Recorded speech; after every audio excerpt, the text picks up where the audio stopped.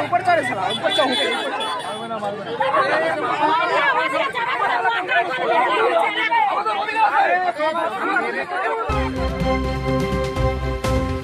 Dumping yard তৈরির বিরুদ্ধে ধুমধুমার কল্যাণী পৌরসভার ৮ নং ওয়ার্ড। এদিন বুধবার সকাল থেকে ধুমধুমার কল্যাণী পৌরসভার ৮ নম্বর ওয়ার্ডে। অভিযোগ, কল্যাণী পৌরসভা জোর করে ৮ নম্বর ওয়ার্ডের কাছারিপাড়া সংলগ্ন একটি স্থানে ডাম্পিং ইয়ার্ড তৈরি করার পরিকল্পনা করেছে। গ্রামবাসীদের বক্তব্য, সেই স্থানটি কাছড়াপাড়া পঞ্চায়েতের অধীনে, যা মাঝের চর মৌজার মধ্যে পড়ে।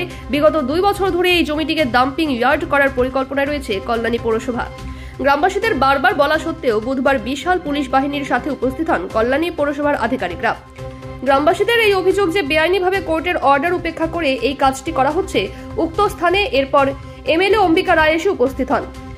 গ্রামবাসীরা কাজ বন্ধের দাবিতে বিক্ষোভ করেন। তবে অপরপক্ষে প্রশাসন জানায়, সেই জমিটি কল্যাণী পৌরসভার মধ্যে কল্যাণী মৌজার মধ্যেই পড়ে এবং 10 একর জমির মধ্যে 63 ডেসিমেল নিয়ে এই প্রজেক্টটি সম্পূর্ণ হবে। পরবর্তীতে বিশাল পুলিশ বাহিনীর মাধ্যমে অবরোধ দমন করা হয়। তবে গ্রামবাসীদের অধিকাংশই ক্ষোভ উগড়েছেন এই ডাম্পিং ইয়ার্ড প্রজেক্ট নিয়ে। তাদের দাবি, ডাম্পিং ইয়ার্ড হলে দুর্গন্ধ এবং অস্বাস্থ্যকর পরিবেশ তৈরি হবে। এলাকার মানুষ কি বললেন শোনাবো আপনাদের। অসুবিধা এটাই হচ্ছে যে আমরা এখানে 1 লাখেরও মানুষ বেশি আছি, না করে 100-র উপরে বাড়ি আছে। এই জমির উপরে ডাম্পিং করছে। এরা যারা ডাম্পিং এখানে করবে, গন্ধর ঠেলায় মানুষ এখানে থাকতে পারবে না। সামান্য আপনি এখান থেকে হাই রোডে যান, যেখানে ডাম্পিংটা ওরা করে রেখেছেন, ওখানে সামান্য আপনি হেঁটে যেতে পারবেন না। যত দুর্গন্ধ সব ওখানে বসা আছে। ওই দুর্গন্ধটা ওখান থেকে এনারা এখানে আনতে চাইছেন। এখানে হাজারো হাজারো মানুষ বিরুদ্ধে দাঁড়িয়ে রয়েছে।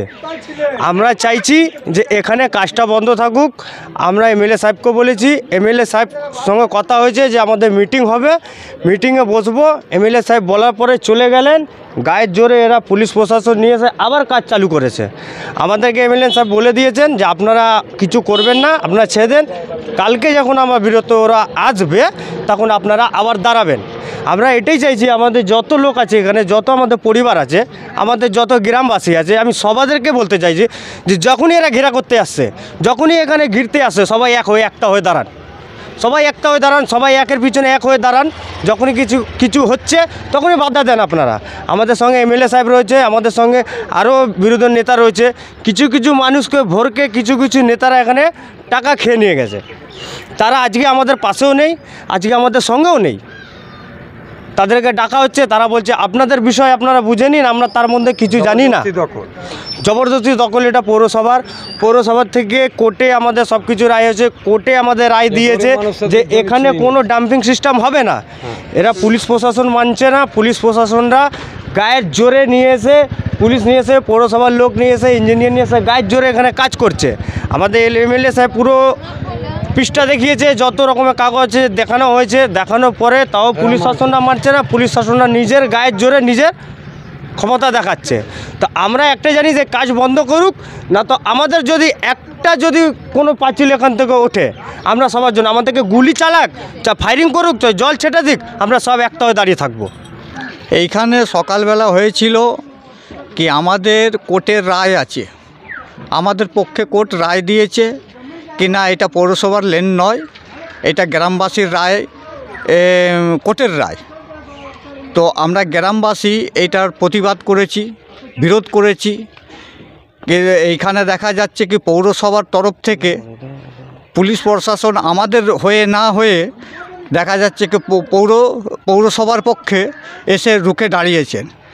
এইখানে আমাদের এসেছিলেন এমএলএ সাহেবও এসেছিলেন। এমএলএ সাহেব বলেছেন, বুঝিয়েছেন। এসডিও সাহেবও এসেছিলেন এবং পুলিশের বড় কর্তা কি আইসির ওপরে যে আছেন উনিও এসেছিলেন। আসার পর কথা হলো, কথা হওয়ার পর কি হয়েছে কি হ্যাঁ যে এখন আমাদের কাজ এমএলএ সাহেব বললেন কি কাজটা এখন বন্ধ রাখো। পুলিশ প্রশাসন কর্তাদেরকে বলা হয়েছে কি কাজ বন্ধ রাখার জন্য। ওনারা বললেন কি ঠিক আছে, এইটা নিয়ে আমরা বৈঠক করব, বৈঠকে যা সিদ্ধান্ত হবে তারপরে এখানে কাজ আরম্ভ হবে। এমএলএ সাহেব ওনার শোনার পর এমএলএ সাহেবকে বললেন কি আপনি চলে যান। চলে যাওয়ার পর আবার কাজ কিন্তু আরম্ভ হয়েছে, অলরেডি কাজ চলছে। এইখানকার গ্রামবাসী একদিনের বাসিন্দা নয়, 150-200 যখন কল্যাণী শহর ছিল না তার আগের থেকে এইখানকার গ্রামবাসী বাসিন্দা। এখন এই জায়গাটার মধ্যে শুনছি কি ঘিরে ডাস্টবিন হবে।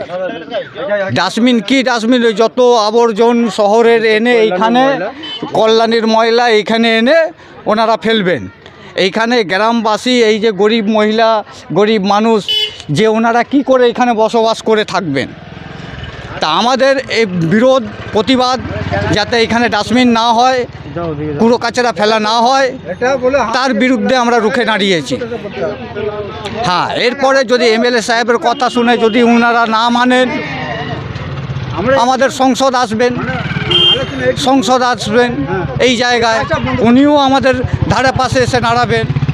বিরোধী নেতা রয়েছেন, হ্যাঁ আমাদের এমএলএ সাহেবের কথা এনারা যদি না রাখেন, আমাদের সংসদ রয়েছেন উনিও আমাদের ধারে পাশে এসে দাঁড়াবেন। বিরোধী নেতা রয়েছেন শুভেন্দু অধিকারী, উনিও দরকার পড়লে আসতে পারেন। তা আমাদের গ্রামবাসীর একটাই অনুরোধ। দাদা এই জমির ইতিহাস নিয়ে কিছু বলবে? হ্যাঁ, জমির ইতিহাস নিয়ে বলবো তো। জমির ইতিহাস এইটা রয়েছে কি আমাদের সিএসের কাগজ রয়েছে। আমরা এসডিও সাহেবের কাছে আমরা বৈঠক করেছি, 2বার থেকে নিয়ে 3বার বৈঠক হয়েছে এসডিও সাহেবের সঙ্গে। উনি বললেন কি তোমাদের যদি কাগজ যদি থাকে তো তোমরা কেসের দিকে যাও। আমরা সেই কাগজ নিয়ে কেসের দিকে গেছি। কেস কোর্ট আমাদের পক্ষে রায় দিয়েছে। হ্যাঁ, রায় দেওয়ার সত্ত্বেও কিন্তু পুলিশ প্রশাসন কোনো মতে মানছে না, আমাদের রায়কে একদম মানে ভ্যালিড করে দিচ্ছে, অবমান্য করে দিচ্ছে। মানে মালিকানা কার, পঞ্চায়েতের না পৌরসভার? পঞ্চায়েতের। কোন পঞ্চায়েত? আমাদের কাশলাপাড়া গ্রাম পঞ্চায়েত।